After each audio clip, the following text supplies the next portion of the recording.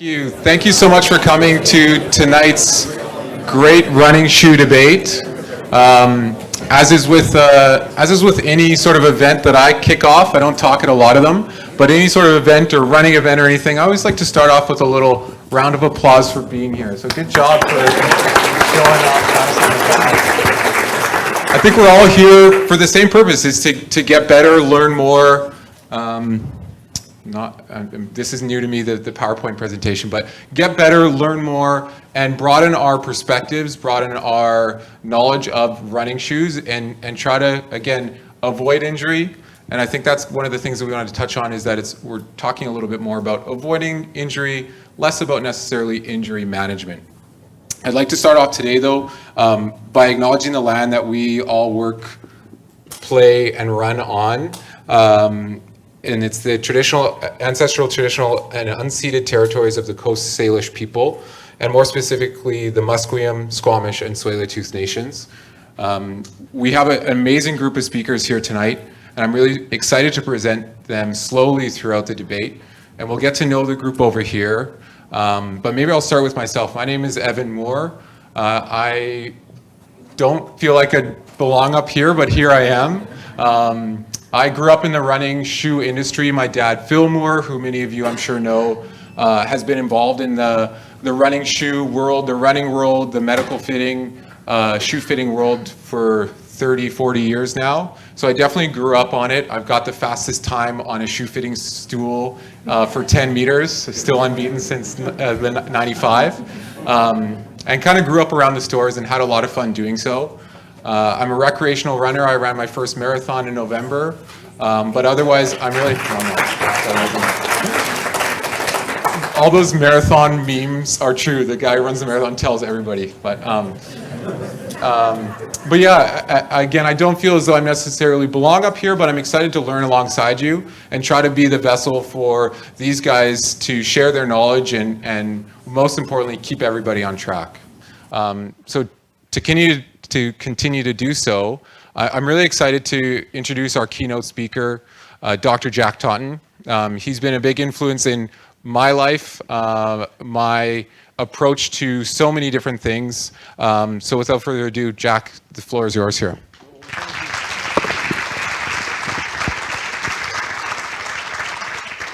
Phil said I could be the keynote as long as I could do it all in less than 5 minutes. But this is a time for me to reflect. I can remember when Doug and I first came out here, and this month it's 41 years ago, and we did our first running study. The largest study at that stage was 70 runners by Stan James, University of Oregon. That year we came out with a study with 1,680 runners, and then 10 years later we did one with 5,000, and 10 years later with Michael, over 2,000 runners. And during this period of time, Phil and I started at Rackets and Runners, and we would have 25 people out, and Phil would speak and I would speak. And we did that for 20 years. And then we said, we've got to increase. Anytime there was a new speaker in town, we would bring them and increase. And during that period of time that Michael and myself and our team, we were doing more research, and that would be one topic out of the 4 or 5 during the year. And it's taken those presentations, we got people up to 120, and then we were stuck there. And thanks to Kate at the back from Kinesiology, and thank you, Kate and Timothy, for finding this beautiful room here for free.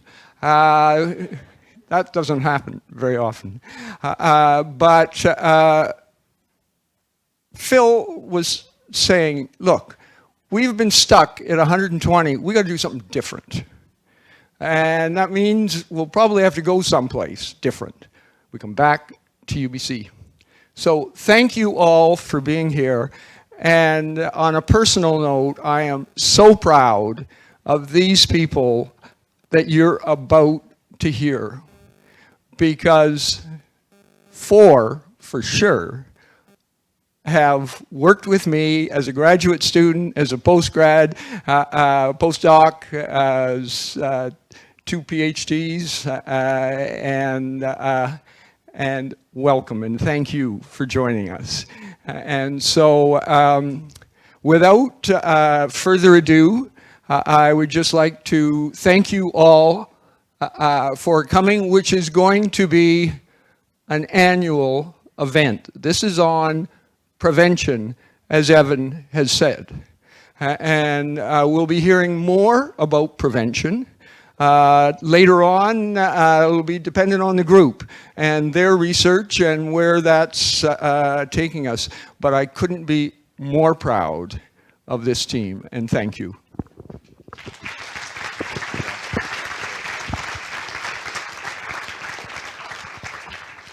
Thank you, Jack. That was great. So yeah, we're really excited to bring together a panel of really experienced, knowledgeable, good-looking group of panel members who are all kind of coming from a different perspective or background, who are going to try to share what they know and what they believe in and what they believe to be proved through different studies.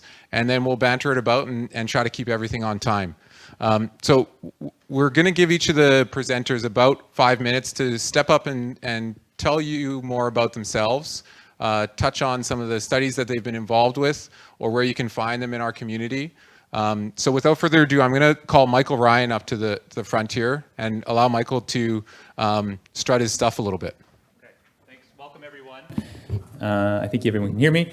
I'm Michael. I'm from Vancouver originally, and I'm still living here, so that's pretty cool. It doesn't happen very often.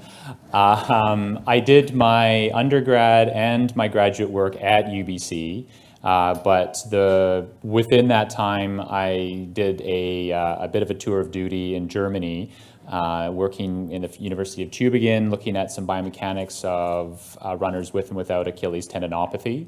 My main focus as a researcher, because my background is as a kinesiologist, is really on sports medicine epidemiology. I worked with Jack. I had the pleasure of his guidance and supervision during my graduate work. And he really helped to mentor me as we originally tackled the injury, really looking at some of the factors related to injuries in his clinic. And it was an honor to be involved in some of that series of 3 studies that we looked at 2,000 injuries. And then looking at the Sunrun training clinics and entrance into the Sunrun itself. And that was my first real foray into looking at larger epidemiology studies of runners and getting some insight on what makes them injured and what we can do to try to change that. And that, when I first started in my 20s, I really wanted to be impactful with the work that I did. I really wanted some application to the actual general community. And so we went and did my doctorate. We did some great work looking at tendinopathy in more detail. And then for my postdoctoral work, I did some work with Brian Heiderscheit on step rate change and cadence change at the University of Wisconsin-Madison. I loved Madison. I loved the college culture there.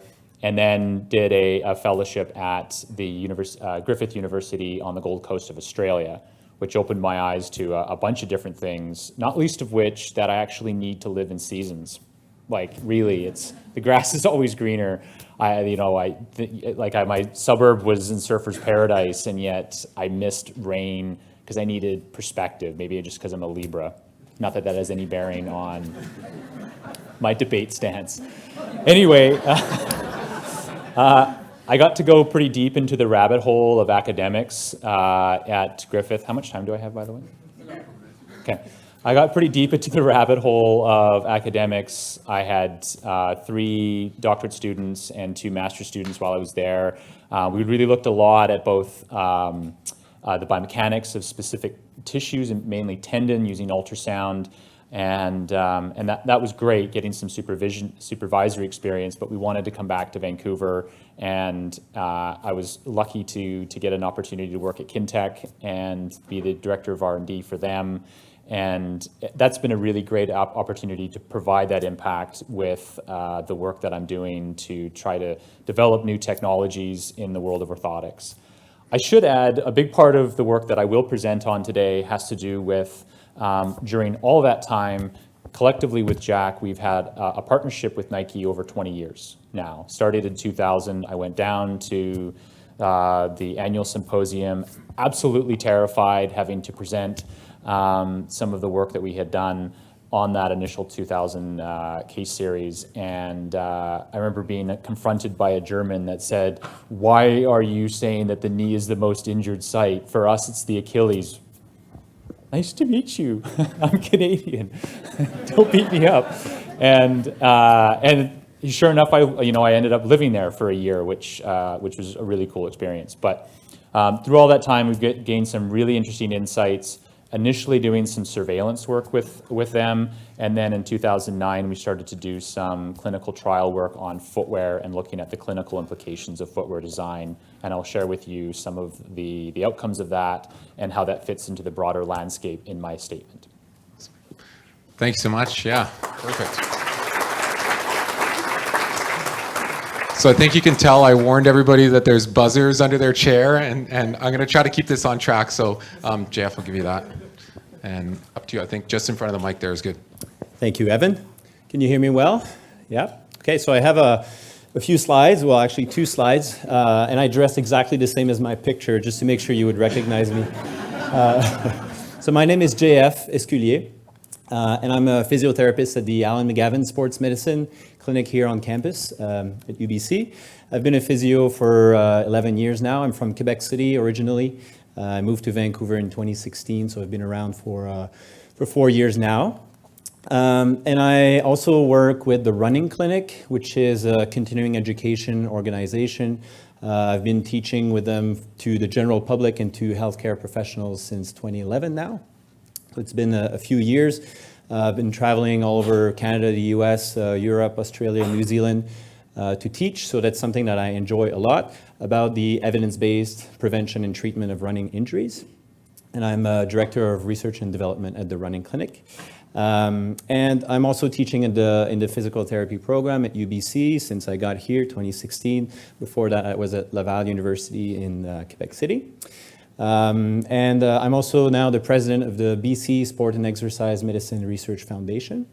So thanks everyone who has donated money when they came in to the foundation. If you want, you can also donate online. We have an online donation that's set up, and that will help us actually, pretty much everyone here, or almost everyone, has used funding from the foundation to conduct research on running. So that's really good. Disclaimer, I'm a recreational runner. I don't run fast. Like if we do a race, like with the panel, I don't have a chance. Like I'm way behind. But I like running, and that's, when you do the thumbs up during a race, it's because you're not the first one usually. So that was on the seawall. Nice race, the Cunningham 10K. That's an old picture of me. 10 years ago, I had more hair back then, and I was running with the 5 fingers at the time, just trying them on. I enjoy trail running quite a bit, and I also like cycling. So I like, this is a picture of me at the duathlon last year at UBC. There's one main thing that keeps coming back in all these pictures. I wear minimalist shoes. So that will be related to my stance.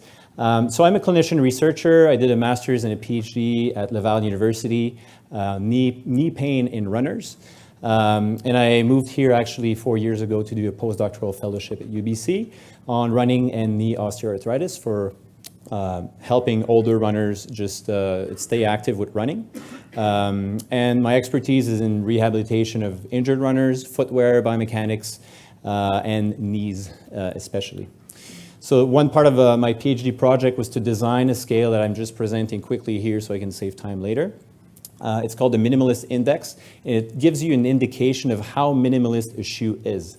So it doesn't mean that everyone should go to to the end of the scale and wear the 5-toed shoes, when I'll tell you minimalist shoes, it can be 70% minimalist, it can be somewhere in between. So that scale we created with the help of 42 experts from 11 countries, all the major contributors to the footwear literature. Okay, so my statement is this one, and I'll talk about it after, but more runners should use minimalist shoes because they make your feet stronger, they reduce impact on your knees, and they make you run faster. So I'm sure most people here are interested in that. But I'd like to just issue a warning here. If you're used to your shoes, you're not injured, you don't want to run faster, don't leave tonight going to buy new shoes. Sorry, Phil and Evan. But the key point here is you can actually create an injury if you change too quickly, right? So just keep that in mind. And I have to declare that I have no conflict of interest relative to the running industry, myself or the running clinic. I buy all my shoes. So don't even try to give me shoes. I will not accept them. So that's it for me. Thank you. Awesome, thank you. That's great, thanks, JF. Yeah, sorry, I clicked you. You're right. You're right. Yeah. Next up, we've got Shalea here. Thank you, Shalea. All right, so hi, I'm Shalea Kipp. I'm currently a PhD student here in kinesiology. I'm not studying footwear currently here at UBC, but previously I did my master's at the University of Colorado, where I did study running. I was interested in running mechanics and running energetics. So specifically, I looked at how your lower leg operates sort of like a lever, and how that necessitates a given amount of muscle volume for you to use energy. During my time at Colorado, I was very fortunate to work with Roger Crom when we got the first prototype of the Nike 4%. I'll be showing a little of that shoe today. And then my alter ego is I'm also an elite runner with some of the accolades behind me. My event is the Steeplechase. If you don't know what the Steeplechase is, this photo behind me shows a giant barrier. The steeplechase is best known for the water jump, where you see a lot of people fall. There's normally a lot of funny videos on YouTube of people falling in the water. But I am a 3,000 meter steeplechaser. I've competed in the Olympics and the World Championships. So today I'm going to bring the perspective of a scientist and an elite runner.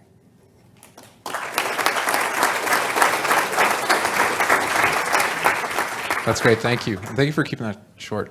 I would love to hear more, but we're on time now here, so. I think Mac is up. Dr. Chris McLean is up here. I call him Mac. I think everybody calls him Mac. You're good? Oh, You're good. okay. Yeah, just to keep it simple, I'm Mac and he's Napes because we're often in the same room. So a lot of Chris's around. Anyway, welcome everybody tonight. Thank you to Jack and to Phil and Evan for putting on another fine educational event. I landed here in 1990 to work with Dr. Taunton and Clement, and felt very fortunate. Thank you, Jack, for that opportunity back almost 30 years ago. I was 15 years old, and Jack was 25 at the time. Don't do the math. But I started here as a young graduate student, and at that time I started to work with a company known as Paris Orthotics, and Stephen's here tonight. Thank you, Stephen. And when I started there early, I started asking a lot of questions about what do these orthotic thingies do? How do they function? How do they influence dynamics and movement? And I got a lot of people who looked at me and were kind of like, well, there hasn't been a lot done.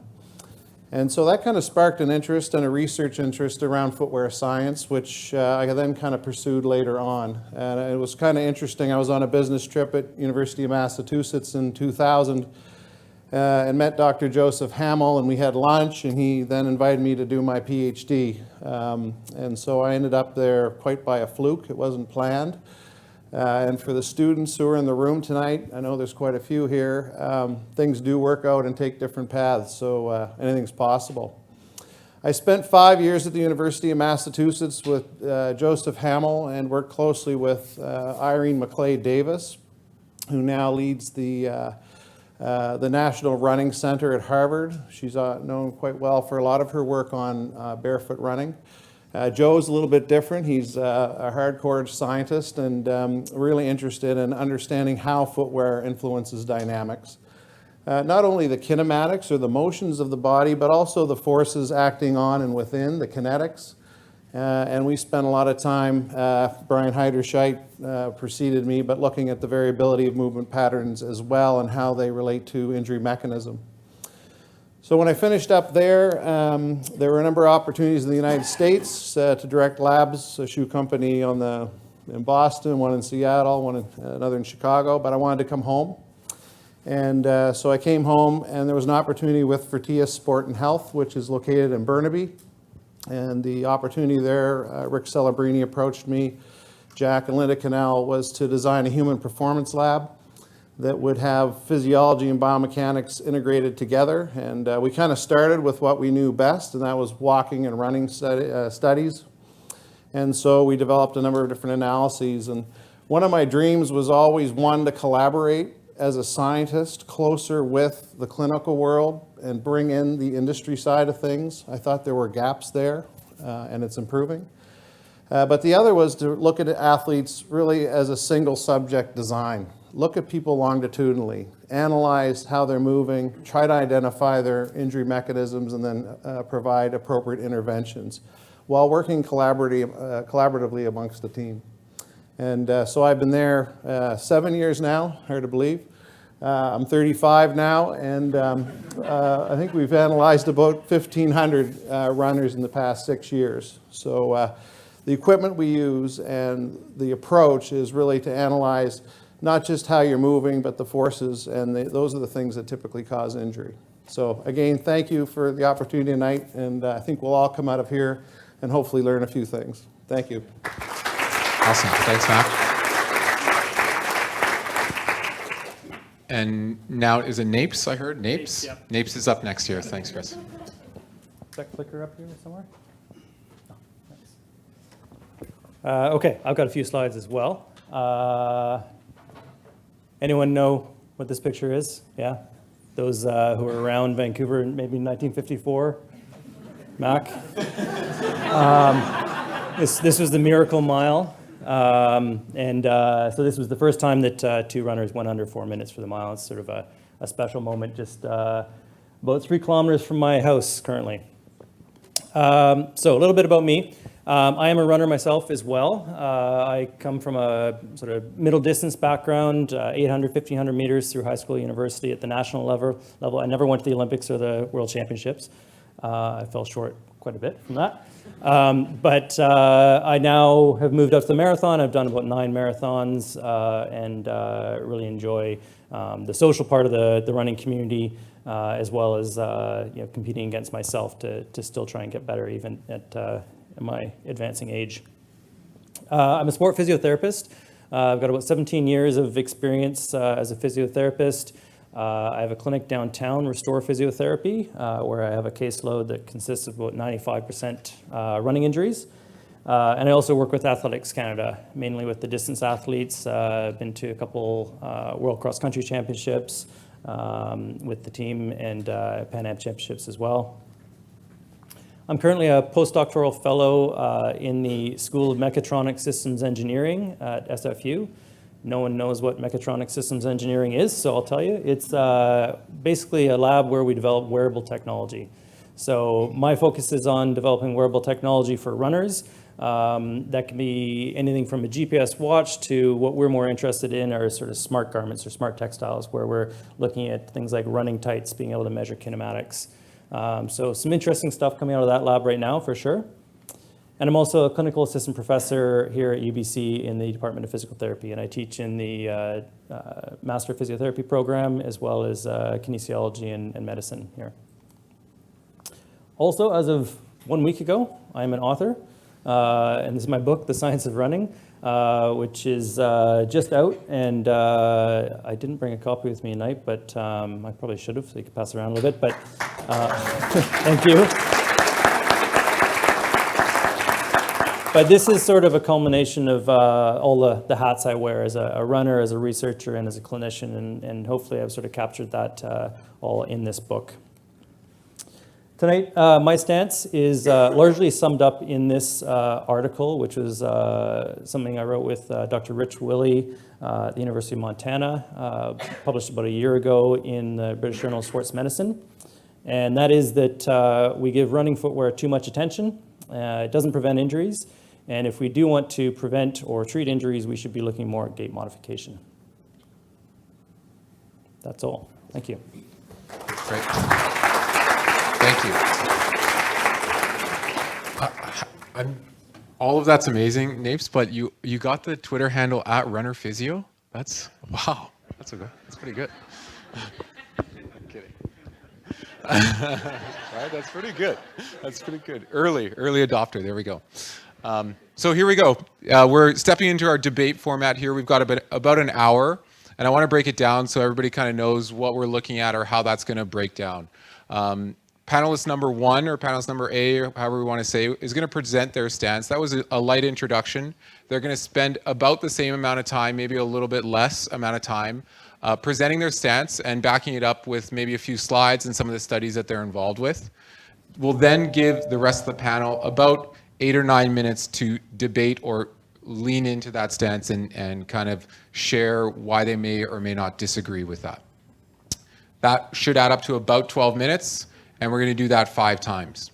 So that's, again, that panelist is going to state their stance, it's going to be debated, and every panelist is going to get an equal opportunity to both debate and state their stances.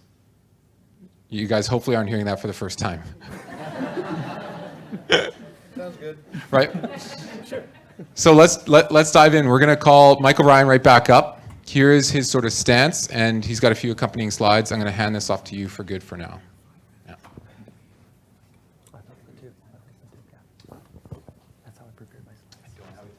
Okay, so my position is footwear matters. I think as simple as that. I think footwear is a fundamental part of both the cause and ultimately the prevention of injuries. I think you can't look at one of these things in isolation with respect to the cause prevention standpoint, and there is a compelling amount of evidence in the literature that says that footwear can mechanistically influence the loads on our body and by extension the injuries that we occur.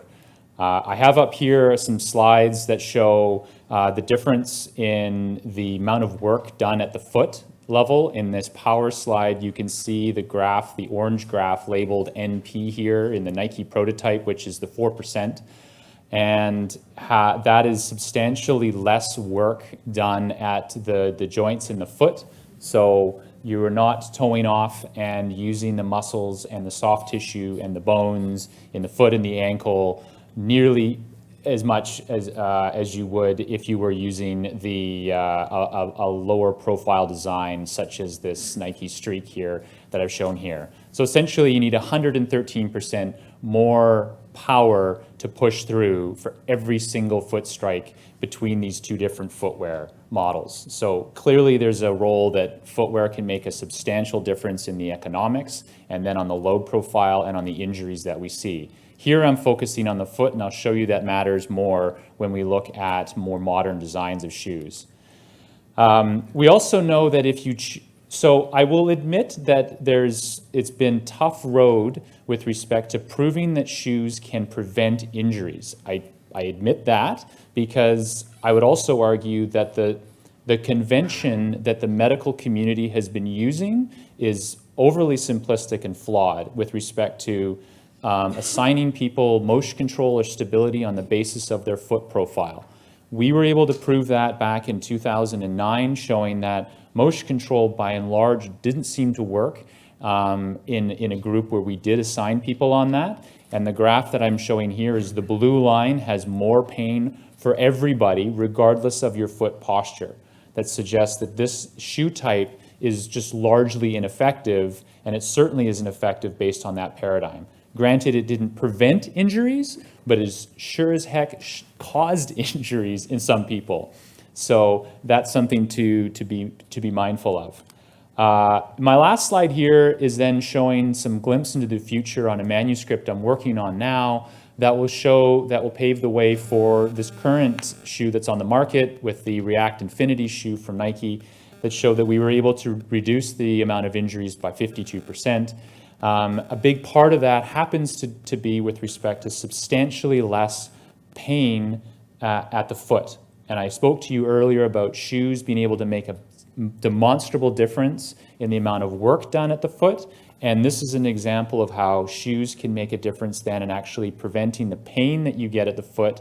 And in this case, 15% fewer people as a proportion in our sample here reported less clinically significant foot pain. That was pain of 4 or higher on a rating scale out of 10. And so we're really excited about that. I think this is a promising sign in the future to come that footwear can start being a positive sign for preventing injuries, not just a case of proving you to go in the wrong direction. I think I'm probably out of time. Note you're bang on. You got Okay. 20 seconds if you want it. Yeah. But know your right shoe. So that's the most important thing. But that's a thing that a lot of runners will do is they will, if they're feeling pain or injured, they will often look to the shoes to change because intuitively they know that it can change how the loads are applied to your body. Awesome. Thank you. I'll throw that over to the panel if anybody feels motivated to jump on that. Go ahead. Sure. Do I have to push a button? No? Okay. So you compared this, the new React Infinity shoe in this study to the structure, correct? That's right. Yeah. In your previous studies, you have also used the structure shoe, correct? No. So that in the 2011 study, the Oh, you're right. Yes, I use the structure triax, Right. but to say that those are the same shoe is like comparing apples and oranges because of the changes in the footwear industry. okay. Can I get a verification on that from a? Yeah, the 2 shoes quoted were correct, and they are both different shoes for sure. Different They're shoes, yeah. 8 years apart. Yeah. Okay. So because they're both motion control shoes, correct? Yes, in the sense that they are meant to control motion.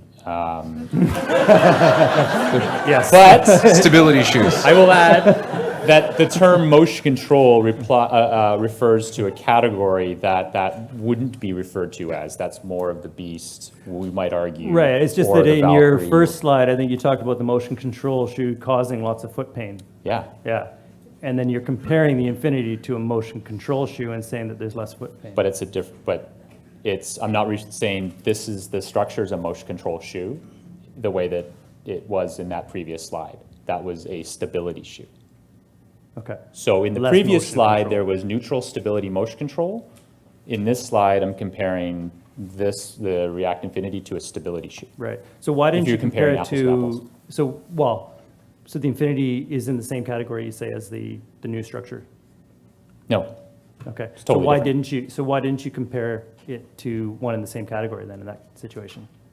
that we compared to the structure because it represented the standard of care for protection in the industry, the classic traditional approach to protection shoes, which is stability, a shoe that's meant to control motion, not a motion control shoe, because that's a category as a name that we can hardly find really in this. Evan will agree with me on that. So in that sense, it's comparing a traditional approach to preventing injuries to a novel approach. Okay. I'll leave it there. Yeah, I guess I had kind of the same question. I agree with with Napes on that one. Is what's the conclusion here? Is it that the Infinity causes less injury, or is it that the structure causes more injury? Well, the Infinity had 15% of the population had injured. I think that's pretty low by any standard. The structure was 30, which again I don't think is out of line with the industry standard. Because then, and you could say, what is the industry standard? There's anywhere from 20 to 80, depending on which yardstick you use. Looking forward to reading the whole thing when it's up. That's for sure. I can send you an email then. Just kidding. I had a question also about like using your foot muscles, and that's something I'll be covering with talking about the minimalist shoes. Is why do we want to reduce the foot muscles work? Because you have muscles in your feet that are actually designed to help you, move forward and gain some power. And I'm just wondering, why do we want to reduce that? We don't all the time. But from a load protection standpoint, runners should be given the option, if they need to protect their foot, they can do so. I agree that we have to be careful if we have a tool like this that can change the field in terms of load on the body, that the body is always adapting itself. And I know a lot of runners will not run exclusively in the Vaporfly or in the React Infinity. They will still run in the Pegasus or in the Free or in I should use a different brand. Is there here a Brooks, whatever, Vibram 5-finger, Tiger, A6 Tiger, so that there's some variability in load, which is important. But the key thing here is that if you need to protect your body, that there is an option that you can do. Michael, can I ask you a question? Yep. One of the things I hope tonight, people, when you leave here tonight, you understand how complex these questions are. And so the first question I have about this is, well, how did you control for training? The factor that we know causes lots of injuries, and Yep. where does that play into this? I know, because we've done a fairly large study with Nike too, that was one of the things we had to monitor to come to this conclusion. So I just was wondering if you could take a moment, and because this isn't published, right? It hasn't been out yet. It's in the public domain because I presented it, and there's an abstract publication. Yeah. But yeah, training's huge, and that's one of the things that we looked at both in previous work, whether we alternate load or we do a constant load on training. We know historically that if you increase your mileage too much too quickly, that's a risk factor that's been consistently demonstrated here. We know the overall mileage, if you go above a certain threshold, that's also likely a big factor. And one of the interesting things we found in our earlier work was that if you weren't trained enough coming into the program as a basic threshold, your risk of injury went up. So for this, what we did is nowadays it's easier to monitor people through Strava and through just our email surveillance of people, so that they're giving us feedback after every single run to know how far they did. They follow the same program. We train together and group sessions to make sure, because from a compliance standpoint, we can't get 90% compliance of people both wearing the shoe and doing the training program if there's not a tremendous esprit de corps with respect to the actual running the study. And that's a big part of the process of going through this research, is making the participants feel like they're just part of a training clinic and they're all training toward the same goal, running towards a half marathon event. So it's super important that everyone appreciate that when I do present this, that everybody is on the same program, running towards the same goal, the same event. And between the two groups, they are the same in terms of their backgrounds, the years spent running, because that makes a huge difference about how adapted your body is to training, as well as their overall speed and their, I guess, the caliber of runner, so to speak, in terms of the estimated time that they will have on the half marathon. So, but that being said, this is still like, we need to probably go a step further and use one of NAIPS's fancy wearable tech in the future so that we actually get objective data that goes into a big data pool, and we look at that just so we can monitor them more objectively in the future. So the training protocols were group-based, not individualized? Yes. Okay, they're group-based. Yeah. We've got 30 seconds left here, guys, if you want to jump in on. 12-week program? 12-week program with the half marathon on the start of the 13th week. Okay. And did For you notice? pretty much all of this work over the last 10 years. Yeah. And so did you notice any trend in terms of when those injuries occurred between the different groups? No, when we look at, there's a way that you can look at how these injuries step down in this survival graph, and they're pretty sequential throughout the whole program. There's a bit of a spike as we start ramping up the mileage at week 10, which is kind of the peak week, but it's not like it's nothing and then there's a big blip. Yeah. Is there time for one more quick question? Quick. Michael, can you go back to the other slide about the joint power at the first MTPJ? Do you know how they measured that, how they calculated that? Because I've never seen that before. You want me to explain how they calculate in Yeah, 30 no, seconds? how they had, like how, no, just, did they have, create a hallux segment and a midfoot segment, and it was relation? I Just believe it was approximate? on a multi-segment foot model. So Okay. they had to window the shoe to do that? No. No. They put it on the shoe. Okay. Time's up. Time's up. Thank you. Okay. Thank you. I'll steal that clicker from you.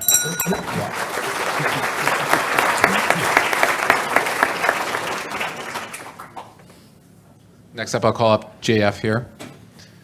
Thanks, Jeff. Thanks, Evan. All right. Thanks, Michael, for starting this. Okay, so for me, I told you my statement was more runners should wear minimalist shoes because they make your feet stronger, they reduce impact on your knees, and they make you run faster. So we'll start here, first slide, with they make your feet stronger. There's actually, I just listed 6 studies here, but there's 4 randomized controlled trials saying that if you're used to wearing more cushioned shoes, if you transition to more minimalist shoes, your feet muscles get stronger and bigger. And I'm always wondering, doesn't it make sense for runners to have stronger feet? And that's why I had that question, right? Because we use those muscles to actually go faster. There's a good systematic review saying that if you do strengthening exercises, you run faster, you improve your time trial performance, you improve your running economy. So I think it makes sense to have stronger feet. But if you do so, you need to transition gradually, and that's a very key point here. If you say, well, I want to go to a bit more minimalist shoes, then you need to take time because it's adding more load on your feet. And adding more load on your feet means more risk of injury if you're not gradual enough. But if you're new to running, and that's something that strikes me, when someone goes to a running store, they say, I want to start a running program, what are the chances that someone tells them, oh, maybe you can consider trying minimalist shoes? It never happens, and that's something that bugs me. So when I say that you're loading the feet more, well, yeah, that's true, but you're actually loading the knees less. If you go to more minimalist, so given the Minimalist Index here, and we've investigated that in a study, so if you go to more like higher on the index, you increase the forces going to your foot and your calf, but you decrease forces in the knee. And it may seem counterintuitive for a lot of people, but if you add more cushioning under your foot, you actually increase the forces going to your knee. And I just put an example here of Hoka because all 5 studies that are listed there have been done with Hokas. And all 5 of them show that you increase the ground impact or the knee impact if you're running with them compared to traditional or more minimalist shoes. So I think we need to consider that. And on the other side here, if you wear shoes that have a higher minimalist index, well, you decrease knee forces and there's some mixed results for the ground impact. You increase forces at the foot and calf, but you decrease at the knee. And why is it important? We've been saying since the start that knee injuries, it's half of all running injuries. So if we want to maybe help prevent knee injuries, I think it makes sense to try and aim for shoes that actually load the knee a little bit less, right? Now, running faster, I'm sure a lot of people are here for that. We know that minimalist shoes actually improve running economy and the gait adaptations that you get, so shortened stride, less vertical displacement, less overstriding are also beneficial for that. Randomized controlled trials showing that if you are assigned a more minimalist shoe, you improve your performance better on time trial and running economy than if you're assigned a traditional shoe. Now, what about the Nike Vaporflies? I added here, it's 1% of oxygen for every 100 grams in your feet. So if you're looking at performance, consider going lighter. We did a study, it's under review right now, where we compared the Vaporflies with a very light racing flat, the Saucony Endorphin. We painted them in black to make sure no one was biased. We actually had results saying that the running economy was improved in both compared to what people were wearing usually, but there was no difference between the 2 shoes. Now, why is it not happening? Why are people not using them more? 2 reasons that I'm listing here. First, the market. It's a huge market. It's $85 billion a year.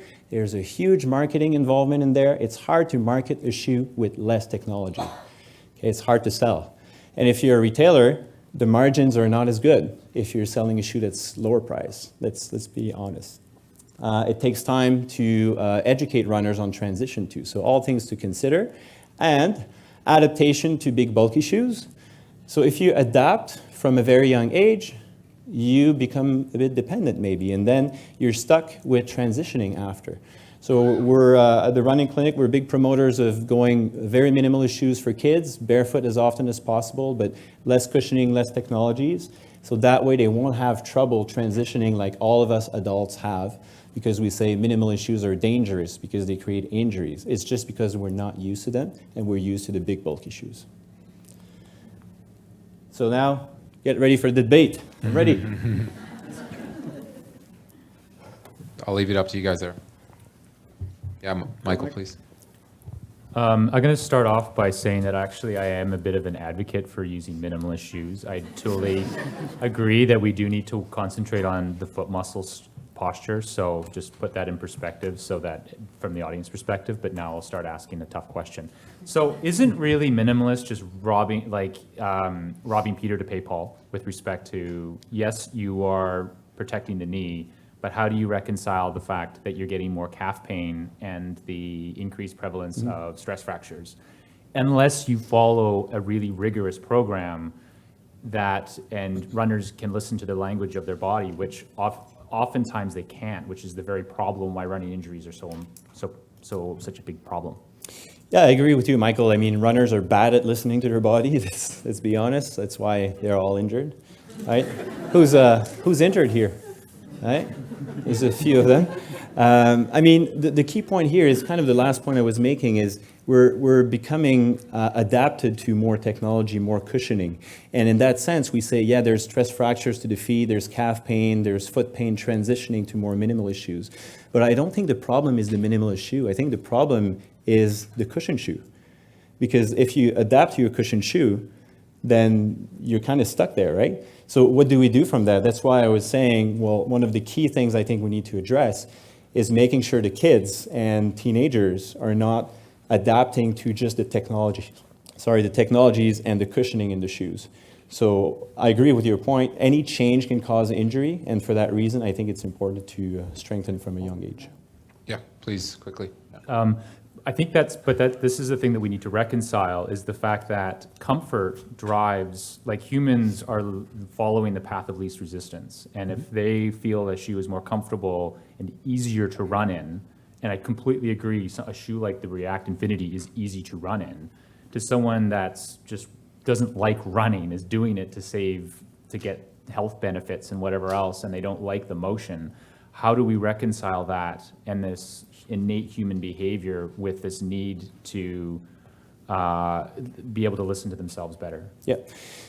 Again, another great point. I mean, the key point I think is, again, it comes back to adaptation. Like comfort is linked to adaptation. If you ask me, am I comfortable wearing those big cushion shoes that I won't tell the brand there because I've named them already, I'll say no. Why? Because I'm fully adapted even in everyday life to wear things like this. Right? And I run with this. I mean, I run half marathons with that. I don't win, but I still run them. But again, it all comes down to adaptation, I think. Yeah. And this is where maybe, Shalea, can you jump in on the performance side of things? Yeah, I wanted to ask you about the performance. So you were showing that still running in the minimalist shoe is better than the cushion shoe. And I want to know where you thought those economy benefits were coming from. Is it just the lower mass? Lower mass accounts for a lot of it, that's for sure. And according to that systematic review by Fuller in 2015, it's a combination of the mass of the shoe, like I said, about 0.7 to 1% for every 100 grams in the feet.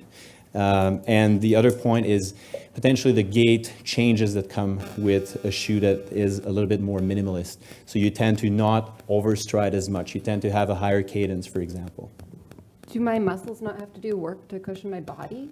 Isn't that a cost that's going to hurt performance? It could, but again, I think what you're getting at is the studies like France, for example, that looked at a bit of cushioning versus no cushioning at all. And what they looked at, it's actually a 10 millimeter EVA cushioning, which is 10 mil is this, right? So maybe the optimal shoe is actually a 10 mil or maybe 15 millimeter cushioning. But it's still on the Minimalist Index, we're talking about like 70%-ish. So it still lets your feet work, but use your muscles, but still protect you from maybe overusing the muscles overall. Okay. Mac had his hand up there first. Could we put the continuum of shoes on it just for a sec? Yeah. This is more of just a a general observation. I think one of the questions we've got to answer is, for that athlete that comes into us at the shoe store or the clinic or the lab, what is the appropriate shoe for that individual? And Michael touched on comfort as being, I think, a more important variable than we ever realized. Difficult to measure, but if comfort is aligned with that preferred movement pattern, and I think that's where you were going with that, Michael, I think if we can find where on the continuum people fit, then perhaps couldn't we train them to work on some of those principles of barefoot running? Working on their cadence, their stride width. Can you not run like a barefoot runner with any shoe on?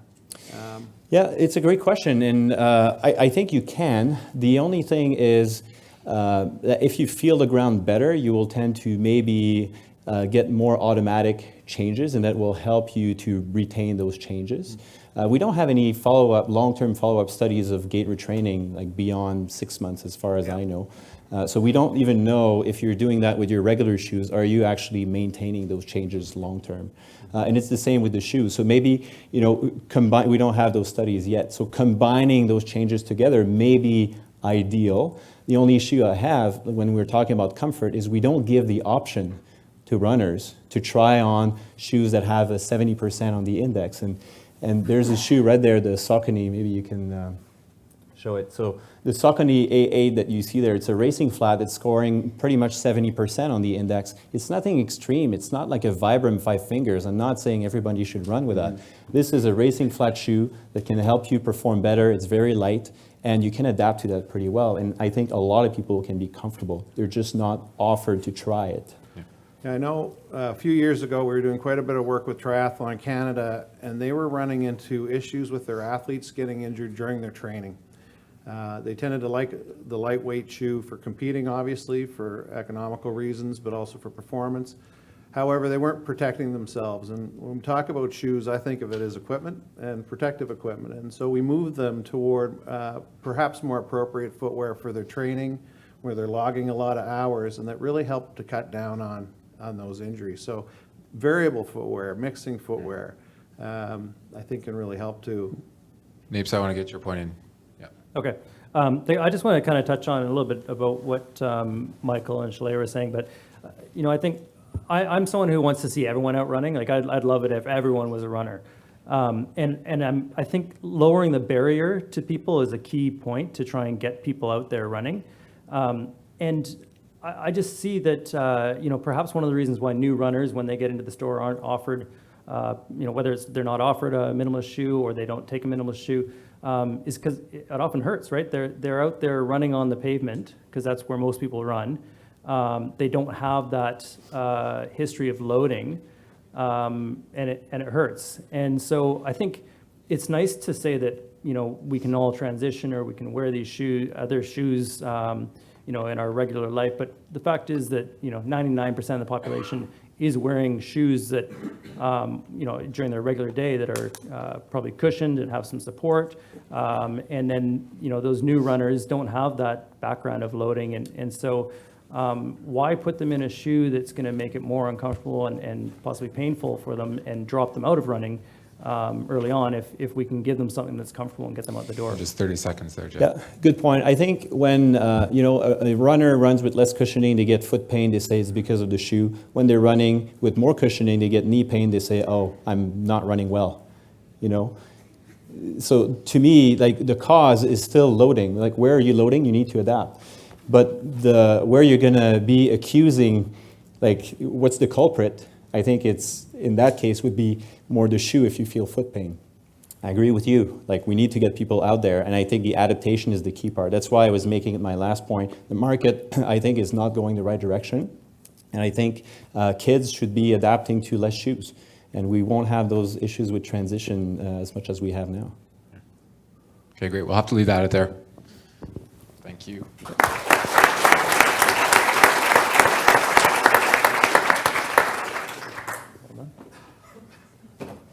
Mac, you're up next here. You want to work it from there? No, that's Mike Ryan's statement. Oh, no. Mine's a dissertation. Go ahead to start. Let me pull it all the way back to the start here. That's my fault. You want me to read it for you? If you want to read it out while I do this, that'd be great. You're giving away my presentation there. So I really struggled with a statement. It's partly where I come from. Dr. Hamill was very insisting with us that we never make definitive statements as scientists. So this is long and mushy, but I also had to say something that I believe in. And I don't know how many people here have worked in shoe stores, but I have. And I think over the years, one thing you realize is that if you can figure out a solution for each athlete, then you'll have success. And that may involve a minimalist type shoe, it might involve orthotic therapy, but it's really, that's what we got to figure out. And I'm not sure that, I think that we've been constrained a little bit in traditional research methods, having to use RCTs, having to look at one group versus another. I think the story often gets lost. How's it going over there?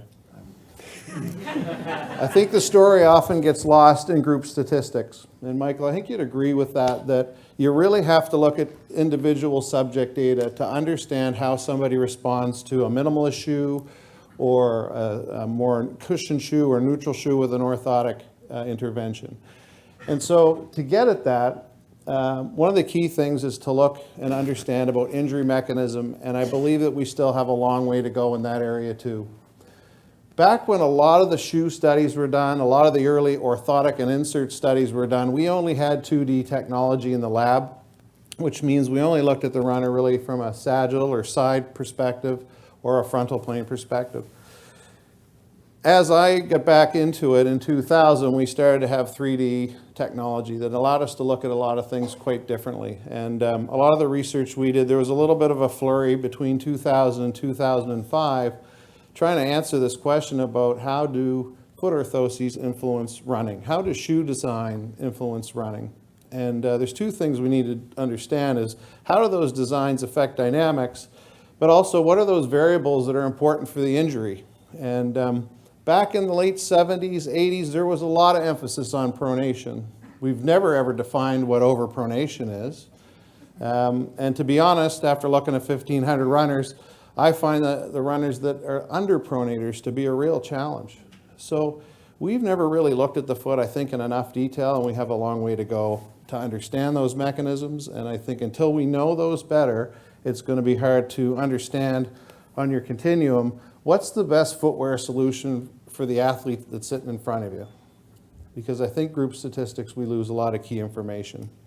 So I just provided some of the work that we did at UMass Amherst when I was there. And I threw in too a paper more recently by Hannigan and Christine Pollard, who was a classmate of mine, looking at a minimalist shoe versus a neutral shoe versus a maximal shoe. And I think we have to be cautious with the results that we see, that with the minimal shoe, the loading rates go up. Well, why is that? Is it because of the shoe or the variability within individuals? So I think we have to be careful here. And we got to remember what's important to the clinician, to the athlete, and to the shoe retailer about helping people find good solutions for footwear. I think it is equipment. I think it is subject specific. And I think we have a lot of work to do. So I gave you guys a few papers. Yeah. They're geeky biomechanics papers. But as I mentioned before, we were really interested in looking at how things influence the athlete from a dynamical perspective, whether it be kinematics, kinetics, or variability of movement patterns. Please, Napes, yeah. Thanks, Mac. And we've had lots of conversations over the last few years about this stuff. I did my PhD at Fortius in Mac's lab there, so we shoot back and forth about this stuff. But I just wonder your thoughts on the long-term use of orthotics. And a lot of the research shows that they can be really effective in treating conditions like patellofemoral pain in early acute phases and sort of in that first 3 months. But beyond that, are you an advocate for using them more longer term with people? Well, I'll be honest with you. I think in the last 5 or 6 years, I really haven't seen a whole lot of runners that actually wear foot orthoses. Not with the demographic we're dealing with at Fortius. It was very different, in a very different demographic when I was at Paris Orthotics. These were being prescribed for people, by people who felt that they would be beneficial. I think currently, if there's a gap, I think that it's more around sagittal plane issues, where I think foot orthotic therapy can be really helpful, where you have individuals who aren't getting adequate dorsiflexion through the first MTPJ, for individuals who may need to do some temporary offloading. But it can be longer term depending on what you're dealing with. It's a tough question because it really depends on what presents. And for some people, it's a temporary measure to help them, just like you would maybe recommend a HOCA to get over a metatarsal stress fracture. So, but to be honest, I don't see as much orthotic therapy with this current demographic that I'm working with. I think that brings up our conversation of injury prevention versus Yeah. management, right? Yeah. Yeah, now there is some evidence around injury prevention that Dr. Nig has done, looking at inserts. Now, he has a lot of different definitions for inserts, and but he has shown a bit of a link to, and it comes back to comfort and the role that orthoses and inserts play in comfort, more so than it reduces rear foot angle or that type of thing. So I think we often think about foot orthoses as providing support and stability, but I think they also have a really good role in facilitating motion in some of those sagittal plane issues that we'll often see. Yeah. Yeah, Michael sees way more of that than I do at the moment. And impact attenuation as Yes. well. Yeah. Mac, if I'm understanding your position here, you're an advocate for pushing for the evolution towards more a precision medicine approach to preventing injury, so that we can deal on an individual level to say runners that are like you as much as possible might benefit from this footwear or this orthosis or this gait retraining possibly. Absolutely. Yeah. How do we get there? So this is we all just go to what I mentioned earlier about this. I hope you leave realizing how complex this is. So one of the things that we've tried to do at Fortius is, it's a funny noise. It's a mosquito or something. Is we've tried to assemble a team around the athlete, and each individual kind of does their job. We have great therapists. I worked a number of years with Curb Ivanek, who's up front here, a performance running coach, podorthists, shoe store, massage therapy. Try to circle those individuals around the athlete to provide those solutions, okay? Now, it's anecdotal how we get to what are those solutions, and that's probably where we can use big data to try to tease some of that out on how do we pick off these things before the injury occurs. But it's a huge question, and there's a ton of variables to be considered. And I think, when we started at the lab, in the early years, we saw a lot of people that had injuries and they were trying to get past them, looking for an identification of the mechanism of injury and then what are the solutions. But that's evolved now to people who are interested in injury prevention and also optimizing their performance. So that's a big loaded question. And I think it's going to take a great collaborative effort in order to answer that. Yeah. Do you think we'll get there in the next 5 years?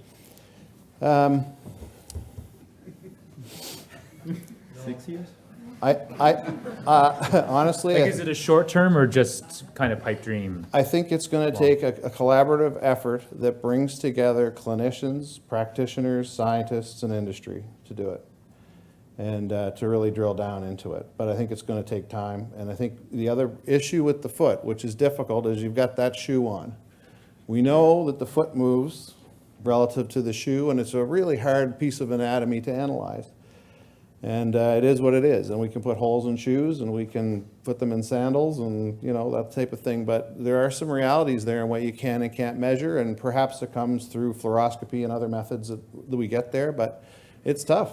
But that's what I think needs to happen. So saw a couple head nods there. Jeff, do you have anything to say there? Good. No.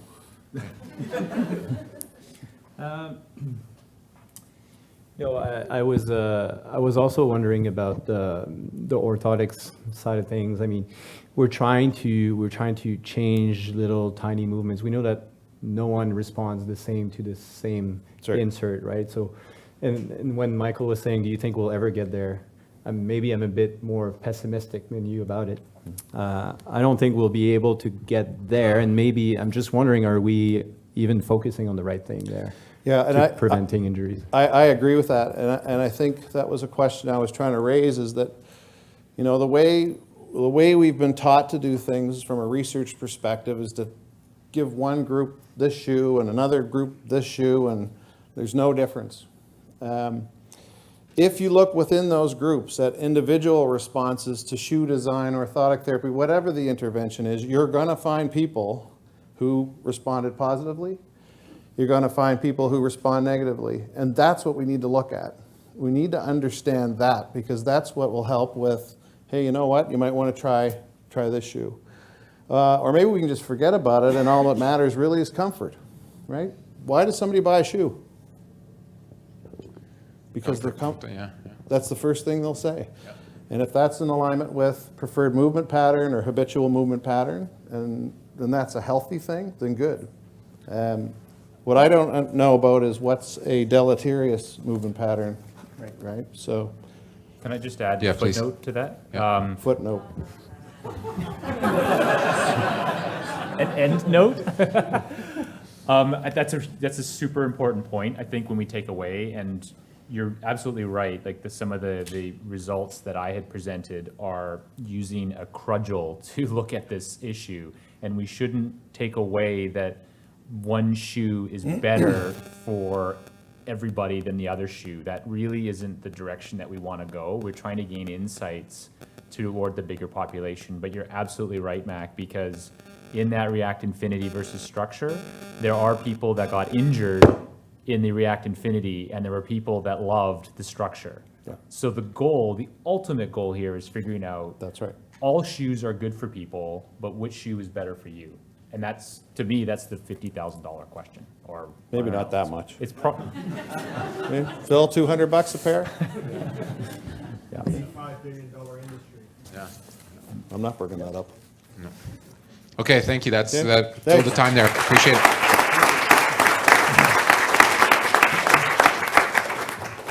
And Mac, I apologize. That's completely my fault on your stance there. Next, I'm going to call Napes up. This is long and convoluted. Okay, you're we're live. Okay, so I've said my stance. I'm going to go straight into my slides. You've seen that.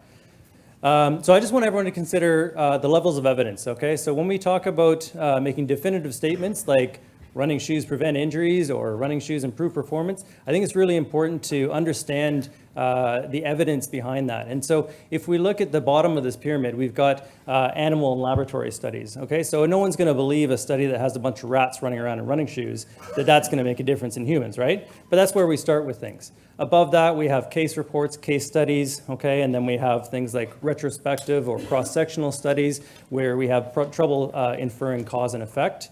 And then we have prospective studies and RCTs, which are really the gold standard. So one of our participants tonight talked about how everyone should wear minimalist shoes. I think that's a brave point to say. And I think this is one of the studies that you might have brought up in one of your slides, JF. But this is a cross-sectional study here. And I think something to take away from this is that when we talk about some of the changes that occur in minimalist shoes, we look at things like rear foot strike, that people are going to change from a rear foot strike to a forefoot strike. Well, in this study here, where they compared people from the Vibram 5 fingers all the way up to a cushioned shoe, there was really no difference in rear foot strike. They were all rear foot strikers, okay? And then if we look at changes in cadence, okay, we hear that increasing or changing to a minimalist shoe is going to increase your cadence.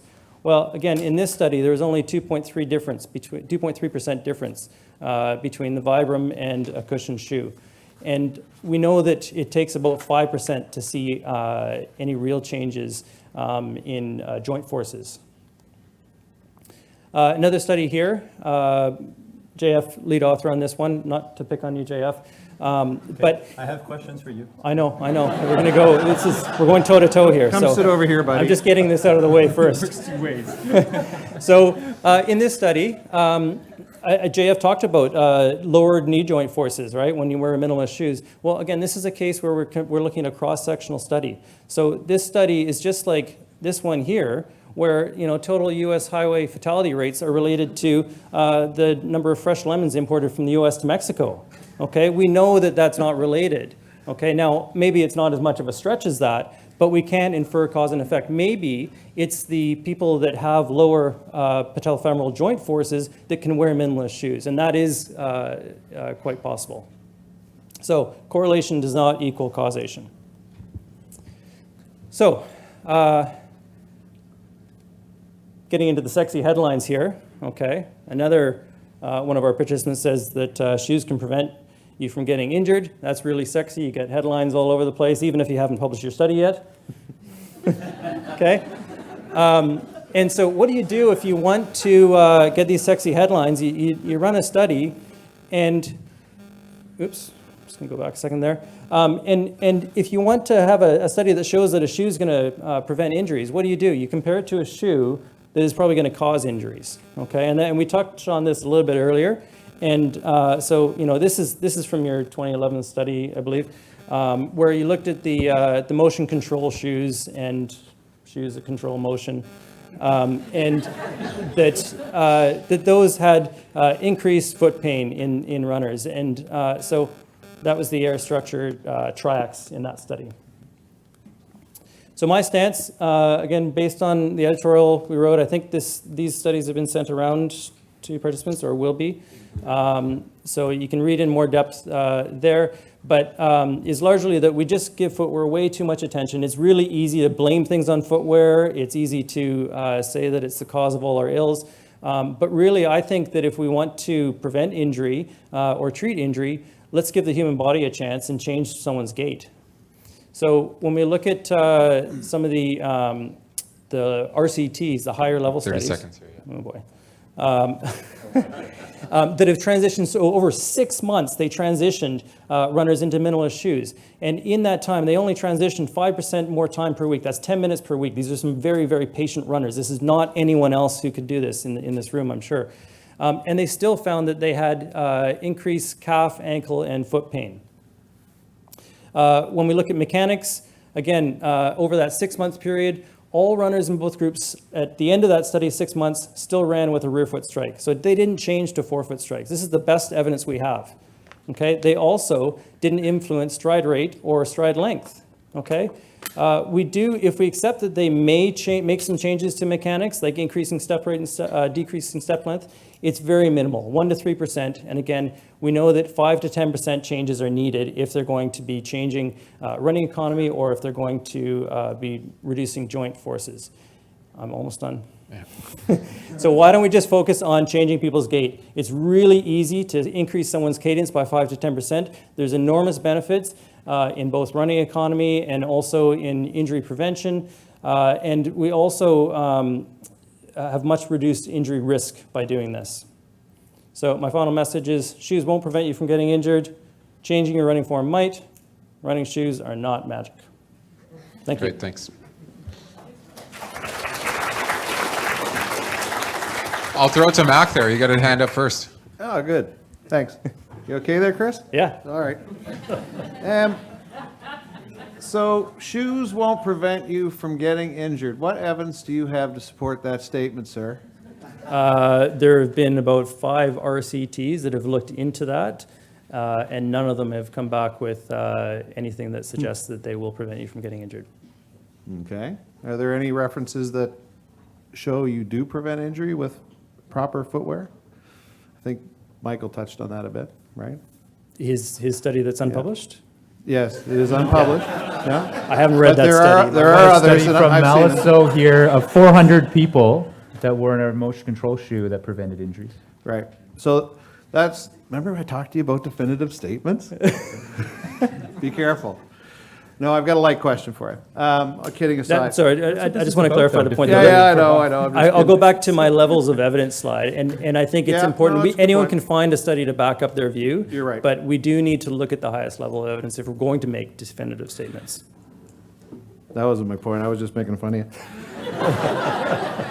You're getting a little worked up there.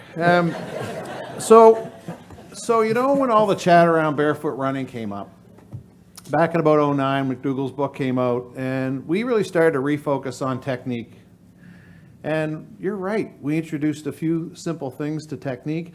Most novice runners had never heard of them before, and you know, I wonder if footwear really helped to enable a lot of novice runners to run somewhat injury-free through the years because there were so many choices. When really, I think maybe they were masked by technique issues. Now we have new tools, and you're right, they don't cost money necessarily unless you're measuring them repeatedly. Do you think that footwear enabled runners, a lot of people that perhaps wouldn't have been able to run through, you know, the late 80s, early 90s, where we had more shoe choices? Maybe they didn't have the best technique, maybe they didn't have the best training methods, but it did enable people to participate? Yeah, I mean, Jeff, do you want to hold up that Onitsuka Tiger there? No. Please? Yep, this is it. Yeah. So, I mean, that's what Jack was running in the 1970s, right? So, you know, you look at that and then you look at the Hoka there, right? They're completely different. I mean, you can hardly put them in the same category. Well, you can't put them in the same category, but they're both shoes. So I would say, yeah, I mean, again, going back to my point, I think when I was speaking to JF about minimalist shoes, is I think it gave people a chance to get out, because back in the 1970s, you know, you had people like Jack Taunton out there running in those shoes, and he could handle that, but a lot of people wouldn't be able to, right? So I think it gave people a way to get out there. There was some comfort. Now, whether that prevented injuries, I don't think we could say that, but I think it got people out the door and running. Sure, and participating. Yeah. And we've seen people who have, by our definition, fairly good technique that still rely on footwear and a footwear choice, right? So there's people that still need to worry about what shoe they're wearing, even though they have lovely technique. I think we've seen lots of those too, so. Yep. Anyway, I just want to take up a bit of these guys are drooling over here. JF, I'm going to throw it to you. Yes, Yeah. thank you, Evan. I have a lot of questions. Can you put up that pyramid again, the pyramid of evidence? Yep. I'll go back to the big one. Yeah, too many slides. It's trying to take up time. I Okay, think we're almost out. Yeah. Speaking So- of time, let's keep it rolling.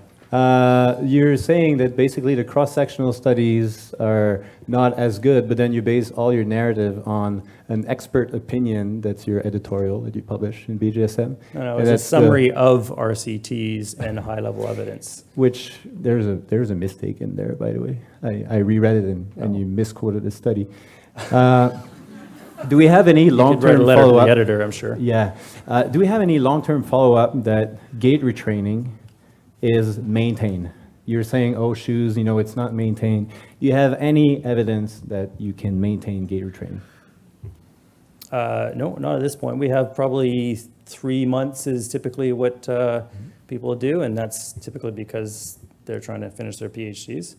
And they don't want to come back and test everyone again at 6 months, but no, we don't yet.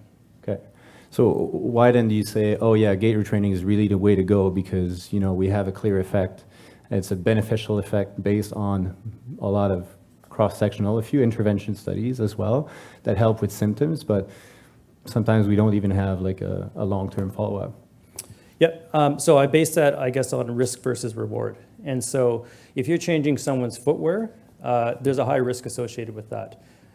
Whether it's an abrupt change or if you even take 6 months, as we saw in that RCT by Fuller, you still have a higher incidence of foot, calf, and ankle pain in those runners. Whereas if you do something, and I'm not saying that any sort of gait intervention is a good idea, but something like increasing cadence is quite harmless and has huge beneficial effects. So I look at it as a risk versus reward. Mm-hmm. So don't you think that... We've got a minute and a half here left, and I want Michael to Okay, get a chance, yeah. so unless, yeah, okay, thank you. I'm just going to leapfrog off that one. I don't disagree that Cadence can make a meaningful impact. I just am deeply skeptical that people will be able to maintain that in a natural environment, because people self-select likely their cadence because it's more comfortable to run at that cadence, or it's more economical. How would you reconcile that? So getting people to do something on a sport that's already exhausting or a chore for a lot of people, to say now you're going to run at something that's going to be deliberately more fatiguing or feel more taxing. So there's actually a recent study that looked at that and found that generally people are under by 5 to 8% under their optimal cadence. Now, anytime you make a change, surely there's going to be a drop in your running economy. Any change is going to be difficult until it's learned. But if you can make that change and stick with it, then the running economy will go down if you can get to that point where it becomes your natural pattern, and that's certainly involves motor learning strategies and proper programs. But even Chris Brama's study last year on people who had patellofemoral pain, he had people come in for one visit, 10 minutes, where they retrain their gait using a metronome to increase their cadence 5 to 10%. They then took 2 weeks where they did it on their own, very easy to do in the natural environment, downloading a metronome app onto your phone and practicing for 2 weeks. And then they just monitored it themselves for 2 weeks. And they came back at 4 weeks and they had significantly less pain. On the VAS, they went from a 6 down to a 1, and that was maintained at 3 months. Okay, we'll have to move on from there. Thank you. Okay.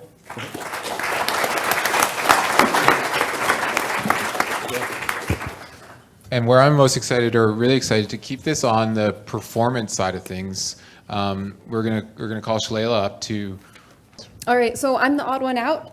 I'm talking about, we have a healthy runner now. We get to the start line, and I care about performance.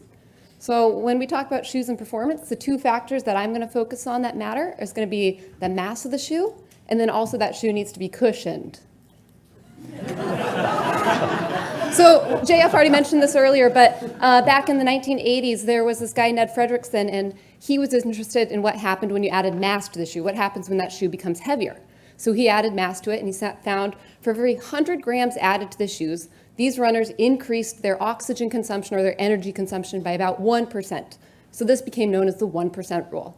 Less mass, you run faster, right? Sounds like I'm going to be plugging minimalist shoes, but no. That second factor that I'm talking about is cushioning. Cushioning is important. And I think it's illustrated really well here in this study from 2014. They had barefoot runners run in 3 different conditions on this really rigid treadmill. One was on just the treadmill deck. Then they put on 10 millimeters of EVA foam, and then 20 millimeters of EVA foam. And they were barefoot, and so this was getting rid of any other variables in the shoe. So heel to toe drop is out, stack height, everything else is gone. This is just foam we're talking about. Nope. What they found was, if you look at this 0, when they added 10 millimeters of foam, most of these people consumed less energy. So, right, adding cushioning was beneficial for them for performance. They used less energy. If you start putting too much cushioning in there, some people started using more energy, and a few people actually decreased energy. But overall, cushioning is good. It helps us run faster.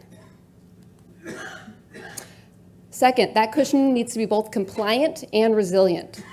So what I mean by compliant is that it will actually store a bunch of energy, and it's resilient. It will return energy. So we've moved away from the EVA era, and now we're talking about some new cushionings.